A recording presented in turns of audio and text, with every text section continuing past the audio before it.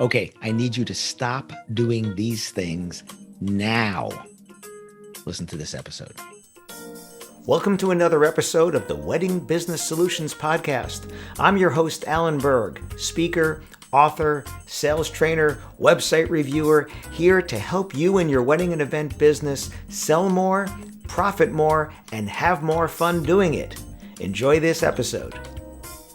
I was doing some cleanup on my mailing list. I have about 8,000 people on my mailing list, and I noticed that there were some things that weren't right there. There were a lot of names in capitals, so if I merge them in, it looks kind of funny. I didn't have location information or even country sometimes for some people. And when I like to, just send out more specific things if it only applies to the US or international, or if it only applies to a certain category. So I was going through, and what I noticed is this is something that's been going on for years. There are a lot of people that are using an email address for their business that is not their name at their website. And this is something I've spoken about for years. And here's why it's frustrating, not just for me, but for your customers. If you give me your email address and it's your name at your website, like me, it's alan@alanberg.com or alan@weddingbusinesssolutions.com, you know three things. You know my name, you know my website, you know my email address. So I'm looking through this list, and I had people where I didn't have your location, I didn't have your website, I didn't have what you do, I just had an email address. And there's a lot of Gmails on there. There's still some AOLs on there. There's Yahoos and Hotmails and the local ISPs and things like that. And here's where it gets frustrating. If you give somebody your email address and they wanted to go check you out, they can't go to your website because they don't have that on there. And then I did Google searches, and I'm searching for these email addresses. And if your email address was on your website, it would find it, but it's not there because you don't put it on your website. And I know a lot of people I don't want to get spam. And there are things you can do to get less spam. But here are some other things that I found in going. I'm looking at websites and I'm trying to figure out where you are. And I realize there's a lot of people that have home offices and you don't want to put your physical address, and that's fine. But put something there to let people know where you are, because I'm literally looking at websites and having no idea where in the world you are, not just whether you're in the US or not, where in the world you are, no less where locally you do business. And yes, a lot of you want to be able to do business outside of your local area, and that's fine, but you're eliminating local customers who go to your website and don't even know that you're in that part of fill in the blank, Ohio or Ontario or England or wherever. They have no idea because there's no information there at all for them to get any clue that you are the local result for them. Even if they're shopping for a destination wedding, if you're in Colorado and somebody's coming from Chicago and they're looking and they don't know whether you're in Colorado Springs or in Vail or in Denver or wherever, they may not know that you're a good fit for them. So the things that you can do to show that you're a local business, one that does business in their area, even if it's multiple areas, is to mention those things, but not the way that I saw some of you doing, because some of you are actually doing things that are hurting your SEO, your search engine optimization, because you're still listing town after town after town after town after town at the bottom of your website. We serve, bum, bum, bum, bum, bum, bum, bum. And when Google sees that, it actually penalizes you these days because it's what's called keyword stuffing. You're just trying to fool the search engine so that you come up in that result. You want to do it more organically in your conversation with the customer when they get to your website, that if you're looking for a creative, talented photographer to capture your beautiful wedding in Colorado Springs, from Colorado Springs to Denver, from Fort Collins to, whatever, Boulder or whatever, that's a way to do it. Another way that's very organic is when you put your testimonials, put the testimonials and then put an attribution that if you are the venue, where the couple came from, and if you're not the venue, where you did that wedding. So put down that you did that wedding in Santa Barbara, California, right? Or name the venue and then say Santa Barbara, California. And now it's going to give you that little bit of SEO juice. Plus your customers will see, oh gosh, they're working in Santa Barbara and Ventura and all the way up to, they're up in Thousand Oaks and they're down in whatever, right? So they'll see those different things. While I'm on the subject of testimonials, I love that a lot of you have them, but they're still too long. Look at them on mobile. They're filling up a whole screen, a lot of these. And please don't put dates on there. If you're putting a date on, I saw one yesterday that was 2016, right on somebody's website. Testimonial was something great somebody said. Yes, it was too long, but it was attributed to 2016. And 2016 was almost, it's 6 years ago already. And they don't care what you did 6 years ago. They care what you did 6 weeks ago, 6 days ago, maybe 6 months ago, but not 6 years ago. So you want to make sure that you're doing that. And while I'm on the subject of updating, if you have the best of from the Nod or the Couples Choice or any other awards from any of these sites or any other places around the country or around the world, please keep them updated.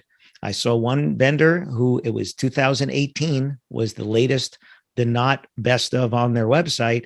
And when I went actually and looked, they actually had 2020. So they hadn't updated, and that's 2 years ago. Again, they don't care if you won in 2018. If you won in 2020, isn't that better? Isn't that better to show that? Yeah. So make sure, go take a look. It's a great time of the year to be taking a look, because any time of the year is a great time to be updating this stuff, and make sure you're doing that. And then another thing in terms of location, I found venues, many, many, many venues where the address was not listed on the front page of the website, not even on the footer of the website. Some of them not on the contact page. There was one I had to go to a drop down and then pick location to even find where the venue is. You're a venue. You're not hiding.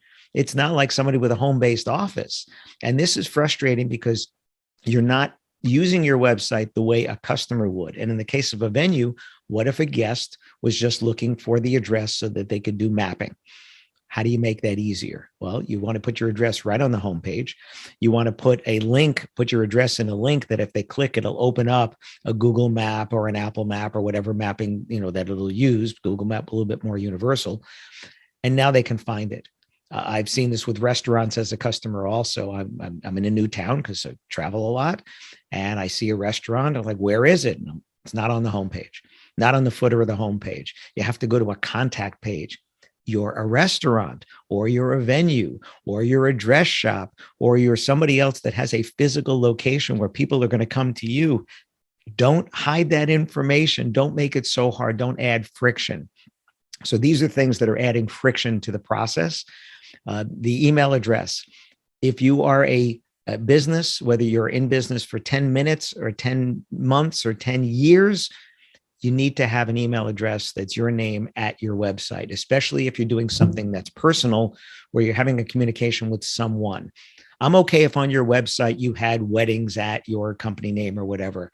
But if they're going to be dealing with a particular person, the more you make it personal, the more it's easier and reduces the friction for the customer. Imagine yourself as a customer. Do you want to reach out to info at, or do you want to reach out to Chris at? Right? It's much better to say, hey, I'd like to speak to Chris, or hi, Chris, I'd like the information. Now you know you're talking with a person. And that was another thing I found on websites where the email address was info at or something like that. And on the website, it didn't have a name of a person to contact. It actually will get you more inquiries when someone knows that they're inquiring with a person and know who they're inquiring with. And on a lot of these sites, if you're a solopreneur, even if you have people that help you with events, let's say you're a wedding planner, you have people that help you with events, you can be a company and still put a person and still seem like the bigger business that you want to seem like. So these are things, again, these email addresses, I've been talking about this for years. I would say that probably 30 to 40% or more of my 8,000 emails that I have on my list that get my updates are not at their company website, whether it's a name or not. Even if it's info at least it's at your website, but are not at the website. And this is adding friction. It is so easy. If you're using Gmail, Gmail can power the email that goes your name at your website, and you can still read it in Gmail. So if you love Gmail, that's great. I'm using Outlook. I have an Exchange server with Outlook. I can read it on my iPhone, on my iPad, on my laptop, on my desktop, anywhere I want. I have that. And yes, I have a Gmail address. I don't use it for work for anything except Google Analytics. It's the only thing I use it for work. Otherwise, it's all for personal stuff. So if I'm signing up for something personally, it's going to be my Gmail. If it's something for me for work, it's going to be my name at my website, alan@alanberg.com or alan@weddingbusinesssolutions.com. You're actually going to look more established as a business if you're doing that. And the opposite is you'll look less established if you're a real business and you're an established business, but you're using a Gmail address or a Yahoo address, or heaven forbid these days, an AOL email address. Again, use it personally. Don't use it for business, and don't worry about the transition. Most email programs will let you read the old email and the new email either in the same inbox or at least in the same program that you can do that. So is this a little bit of a rant? Yeah, it's a little bit of a rant, but it's the same frustrations that you have as a customer. If you go to someone's website and don't know if they do business in your area, or if you see testimonials that are 5 years old, 6 years old, what are you thinking about them? If you see awards from a few years ago, you're wondering, well, I guess they haven't won in the last few years. Do I want to do business with them? And if you haven't won in the last few years, maybe take those off altogether so that it doesn't highlight the fact that you haven't won in the last few years. So these are things that you need to update. It's simple to do, but you need to do them because you don't realize what the message that you're sending to people, and you're not going to frustrate other people when they're trying to email you or they're to go to your website from your email address. And I know you've done it and I've done it. We continue to do that, but we can't do it if you're using a Gmail, Yahoo, Hotmail, AOL, or whatever that is. So it's a little bit of a rant here, but it's also helping you because there's a message that you're sending there. You want to send a better message that we're easier to do business with, friendlier, less friction when it comes to the website, finding out where we are and things like that. So please do those things and do them now. And if you need my help, let me know. Thanks for tuning in to this episode of the Wedding Business Solutions Podcast. Full transcripts of this and every episode are available on my website at alanberg.com. And if you have any questions about anything in this episode or any of the episodes, or you'd like to make a suggestion for a future topic or a guest for one of my dialogue episodes, you can email me directly at alan@weddingbusinesssolutions.com. Please subscribe to this channel, post a review if your platform allows it, and if you don't get email updates of the latest episodes, as well as upcoming workshops and masterclasses that I have, you can join at connectwithalanberg.com. I look forward to seeing you on a future episode. Thanks.